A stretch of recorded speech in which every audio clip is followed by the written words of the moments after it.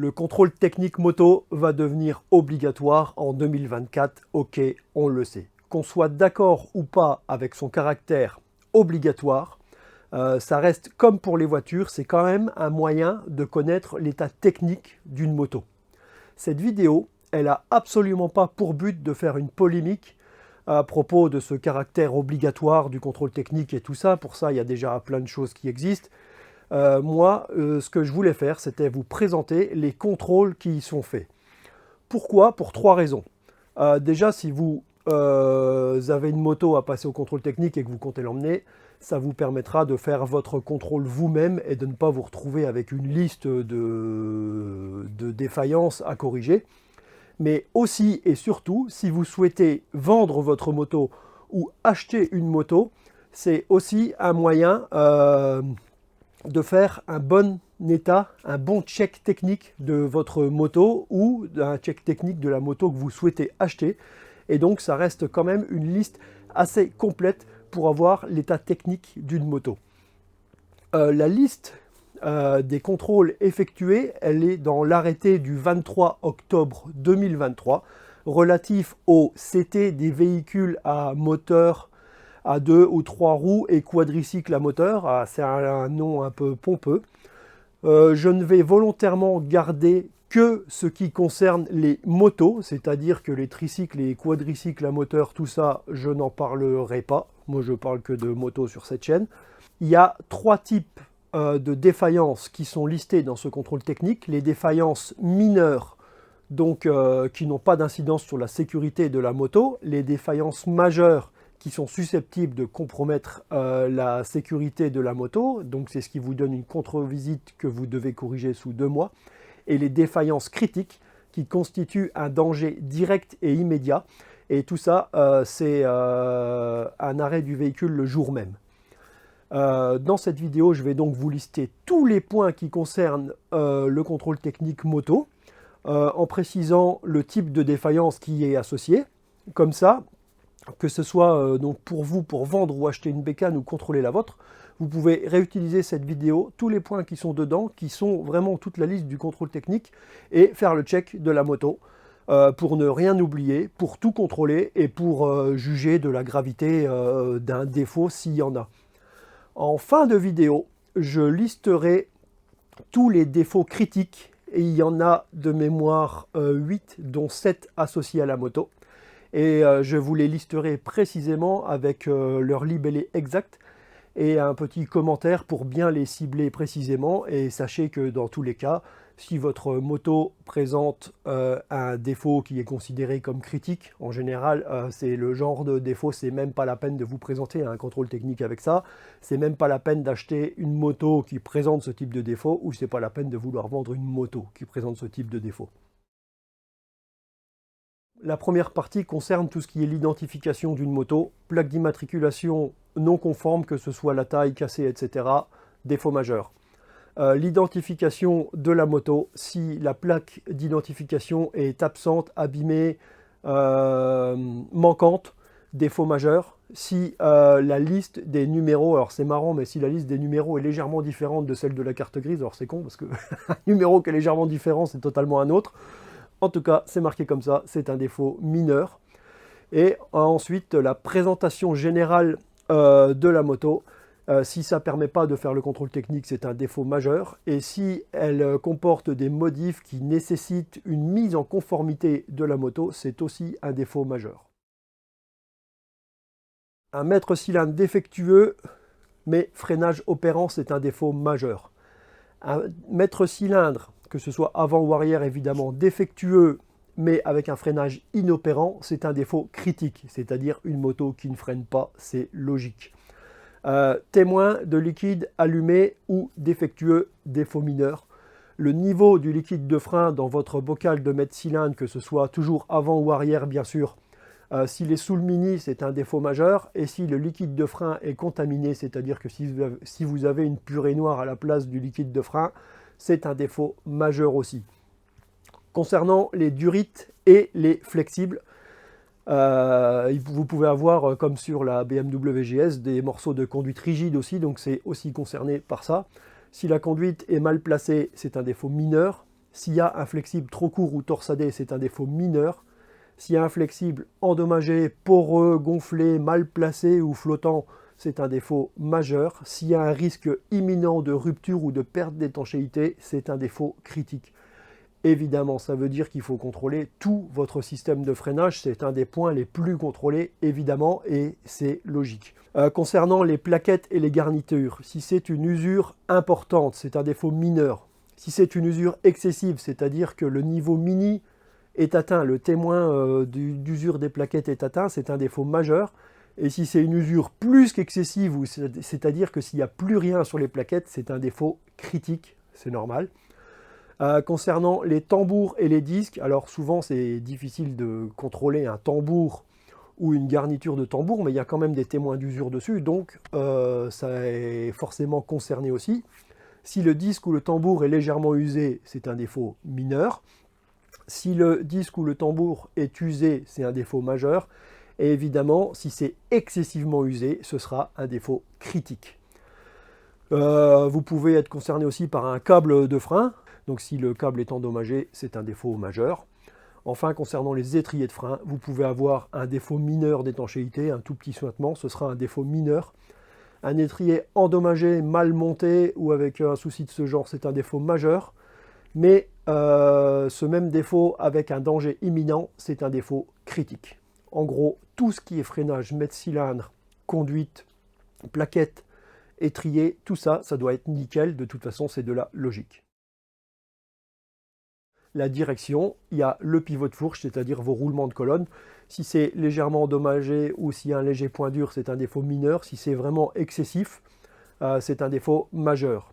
Le guidon est contrôlé aussi. Un endommagement ou une mauvaise fixation du guidon, c'est un défaut majeur. Et il y a aussi les têtes de fourche et l'amortisseur de direction.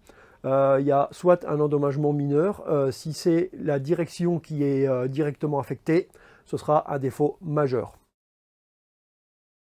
Si les rétros sont légèrement endommagés, c'est un défaut mineur. S'ils sont absents, mal placés, mal fixés ou que c'est pas possible de voir dedans, c'est un défaut majeur. Pour les feux et l'équipement électrique. Concernant les phares, s'il y a un léger défaut, s'ils sont légèrement défectueux, c'est un défaut mineur. S'il est manquant, c'est un défaut majeur. Si le réglage du feu est inopérant, c'est un défaut mineur. Si la couleur n'est pas bonne, si la position n'est pas bonne ou l'intensité non conforme, c'est un défaut majeur. Donc il ne faut pas non plus que votre phare éclaire le ciel, c'est finalement comme pour les voitures. Les feux de position, la couleur non réglementaire, la mauvaise visibilité et s'ils sont défaillants, c'est un défaut mineur.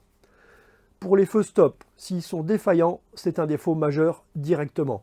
Si l'intensité n'est pas bonne, si ce n'est pas la bonne couleur, s'ils éclairent pas assez, tout ce qui concerne le feu stop, c'est du défaut majeur. Concernant les clignotants, si la couleur ou l'intensité est non conforme, c'est un défaut mineur. Et si le dispositif est défaillant, c'est un défaut majeur. Donc attention avec les clignots adaptables et tout ça, méfiance. Pour les bécanes équipées de feux de brouillard, ce sera du défaut mineur s'il est défaillant. Les éclairages de plaques, c'est un défaut mineur si c'est défaillant. Et les catadioptres, s'ils sont en mauvais état, etc., ça peut aussi être un défaut mineur. N'oubliez pas que les témoins obligatoires au tableau de bord, s'ils sont inopérants, c'est un défaut mineur.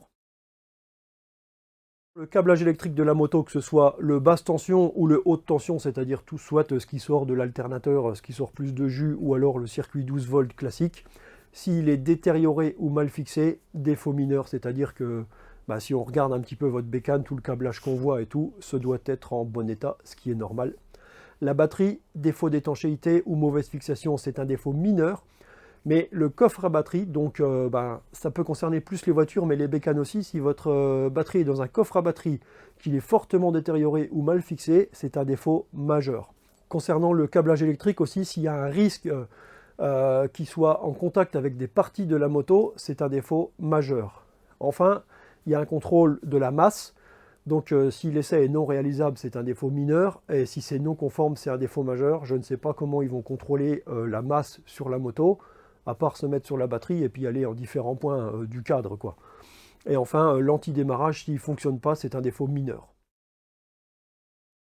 Autre point important, ce qui concerne roues, pneus et suspension. Les roulements de roues, s'il y a un jeu ou un bris anormal, c'est un défaut mineur. Mais si c'est vraiment plus important, si ça peut perturber la moto, ça peut être un défaut majeur. Les roues doivent être en bon état, les rayons doivent être en bon état, c'est un défaut mineur. Mais si c'est fortement dégradé, défaut majeur. Concernant les pneus, s'il y a un frottement ou un risque de frottement contre des parties souples, c'est-à-dire que si le pneu touche votre garde-boue ou une bricole comme ça, c'est un défaut mineur.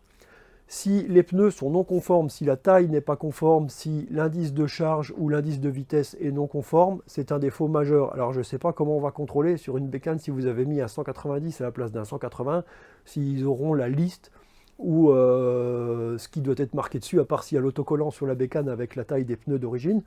Maintenant, ça, à vous de voir.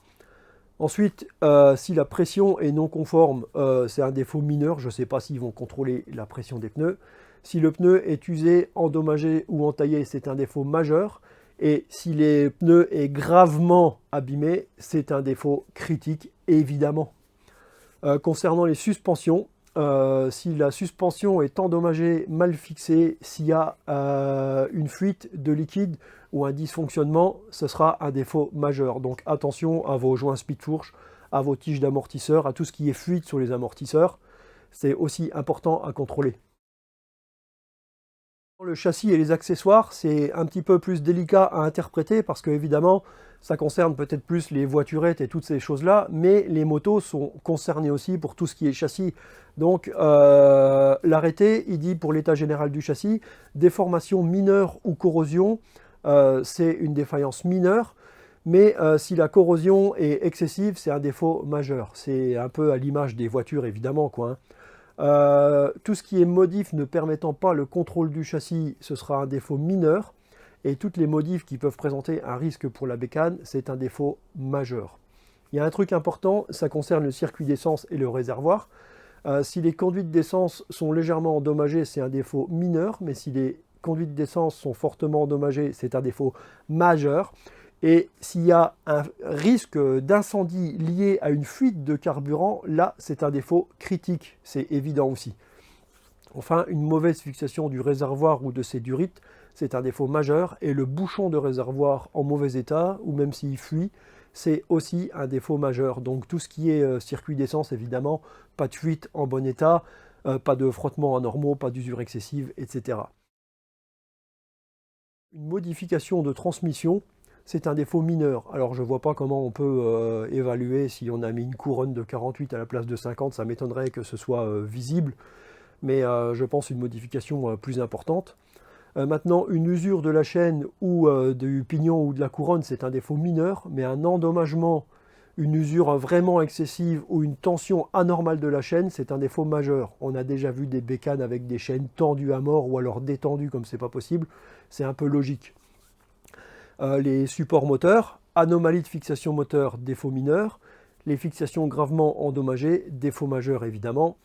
Il y a une partie qui concerne le carénage. Le carénage endommagé, mal fixé, c'est un défaut mineur. S'il y a une partie saillante qui sort ou qui a un risque de chute, ce sera un défaut majeur. Et principalement pour les sidecars, si le panier est mal fixé, un défaut majeur évidemment. La selle de la moto est contrôlée aussi. Si elle est légèrement endommagée, c'est un défaut mineur. Si elle est fortement endommagée, c'est un défaut majeur. Le garde-boue manquant, mal fixé, défaut mineur. La béquille, si elle est absente ou gravement endommagée, c'est un défaut majeur. Et enfin, les repose-pieds, bon, s'ils sont absents ou gravement endommagés, c'est un défaut majeur aussi. Enfin, il y a une liste d'accessoires divers à contrôler, qui sont par exemple l'avertisseur sonore s'il est défaillant, c'est un défaut mineur. L'indicateur de vitesse, s'il est défaillant ou inopérant, c'est un défaut majeur. Le compteur kilométrique, s'il indique une valeur inférieure au relevé précédent, ce sera un défaut mineur. S'il est manifestement inopérant, ce sera un défaut majeur. Enfin, concernant les nuisances, c'est-à-dire ce qui concerne l'échappement et les polluants, je ne sais pas si le niveau de bruit sera effectivement mesuré ou pas. Pour l'instant, c'est un peu encore une zone d'ombre, on entend un peu de tout. Moi, je me réfère dans ce que j'ai lu dans l'arrêté qui est sorti. Ce qui se dit, c'est que l'échappement, le dispositif, s'il est endommagé, s'il y a il ne doit pas avoir de fuite ni de risque de chute. C'est un défaut mineur. Par contre, si il y a vraiment une fuite à l'échappement ou que le dispositif est altéré, c'est un défaut majeur. Concernant les émissions de l'échappement, si c'est une mesure notable de mauvaises émissions, si ce n'est pas conforme, ce sera un défaut mineur. Et un bruit excessif, ce sera un défaut majeur. Donc après, un bruit excessif, comment on interprète ça? Encore une fois, bon, c'est pas pour faire la polémique, mais je ne sais pas comment ce sera mesuré, si c'est mesuré. Entre un pot libre et puis un pot d'origine, on arrive à entendre la différence, mais la mesurer, on ne sait pas.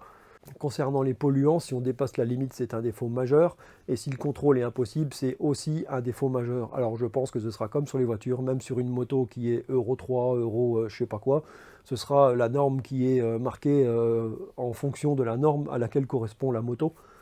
Et enfin, une perte de liquide s'il y a une fuite excessive risquant de couler sur la route ou d'endommager la moto, ce sera un défaut majeur. On voit bien que tous les contrôles qui sont faits, c'est comme pour un contrôle technique auto, ça vous permet d'avoir un bilan technique de la bécane et de savoir dans quel état elle est. Et si vous gardez cette liste, que vous listez tout, techniquement, vous n'avez quasiment, ou je pense, rien oublié des contrôles à faire sur une bécane.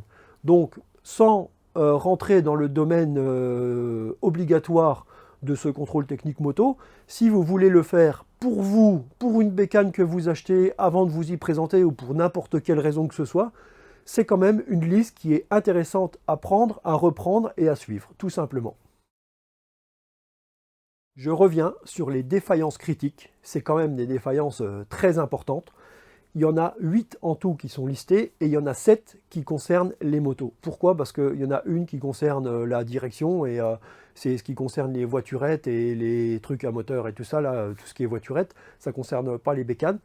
Pour les motos, ça fait donc 7. Il y en a 5 qui concernent le freinage, une qui concerne les pneus et une le carburant. Premièrement, maître cylindre défectueux ou non étanche, fixation insuffisante et frein inopérant. En gros, si vous vous pointez au contrôle technique avec des freins qui ne marchent pas, c'est pas la peine d'y aller. Si vous voulez acheter une bécane avec des freins qui ne marchent pas, c'est pas la peine de l'acheter. C'est la logique même, mais en gros, voilà, faites vraiment attention. Le frein doit fonctionner. Deuxièmement, les tuyauteries et durites de frein risquent imminent de défaillance, de rupture ou de perte d'étanchéité. Si vous avez une durite qui a été abîmée, qui est prête à péter, si on perd l'étanchéité dans un circuit de freinage, si on perd la pression, on n'a plus de frein non plus. Donc c'est une défaillance vraiment logique et attention à ça. Concernant les plaquettes et les garnitures, une usure excessive, des plaquettes absentes, mal montées ou quand on est en dessous du mini, donc quand il n'y a vraiment plus rien sur les garnitures, ça aussi c'est un défaut critique. Et concernant les disques et tambours, principalement les disques dans le cadre du contrôle, s'il est excessivement usé, rayé, fissuré, mal fixé, cassé ou absent, en gros quand vos disques ils sont morts et c'est une défaillance critique. Ça fait 5 points qui concernent le freinage, c'est quand même un élément de sécurité primordial en moto et c'est la logique même. Il y en a un qui concerne les pneus. Le libellé, c'est pneus gravement usés, endommagés, entaillés avec un risque imminent pour la sécurité. Donc si votre pneu il est réellement mort, c'est un défaut critique. Et enfin le carburant, on en a parlé aussi déjà, c'est un risque d'incendie lié à une fuite de carburant ou à une mauvaise protection du réservoir ou du système d'échappement ou à l'état du comportement moteur, c'est-à-dire que si vous avez une fuite de carburant qui coule sur le pot ou sur le moteur et que vous risquez de foutre le feu à la moto, c'est un défaut critique. Les 7 défauts qui sont là, c'est de la logique même et c'est logique que si vous avez ce défaut qu'un contrôleur le voit, votre bécane terminée, défaut critique, vous ne pouvez plus rouler avec, vous ne devriez même pas rouler avec une bécane dans cet état-là. Conclusion de tout ça, j'insiste encore une fois sur le fait que je ne voulais pas polémiquer sur l'utilité ou le caractère obligatoire du contrôle technique moto, mais cette liste, elle est bien faite, elle reprend tous les contrôles à faire sur une bécane, et c'est intéressant de pouvoir l'utiliser si vous voulez vous présenter au contrôle, de faire le listing avant, mais aussi et surtout si vous voulez, comme je l'ai déjà dit en introduction, vendre ou acheter une bécane, vous pouvez regarder cette vidéo, reprendre la liste, faire vos contrôles vous-même, et vous avez la liste de tout ce qu'il y a à contrôler sur une bécane, et vous aurez vraiment une idée de l'état technique de la moto. Donc je pense que c'est intéressant de pouvoir reprendre tout ça. Et maintenant, après, chacun est libre de faire ce qu'il veut. Il y a ceux qui veulent ne pas aller au contrôle technique, ceux qui iront, ceux qui font... Chacun fait comme il veut. Si vous vous y présentez, en suivant cette vidéo et tout ce qui est dit dedans, si tout est OK, votre bécane, elle passera sans problème. Voilà, j'espère que ça a pu aider ceux qui sont moins techniques que les autres ou qui avaient un doute. Dans la description de la vidéo, je vous mettrai le lien vers l'arrêté où il y a dedans toute la liste des contrôles effectués. Donc ce n'est pas une invention ou une supposition, c'est sorti de l'arrêté qui est applicable. Et sur ce, malgré tout ça et tous ces problèmes qui sont sortis avec le caractère obligatoire du contrôle technique, je vous souhaite bonne route et t'occupe, roule.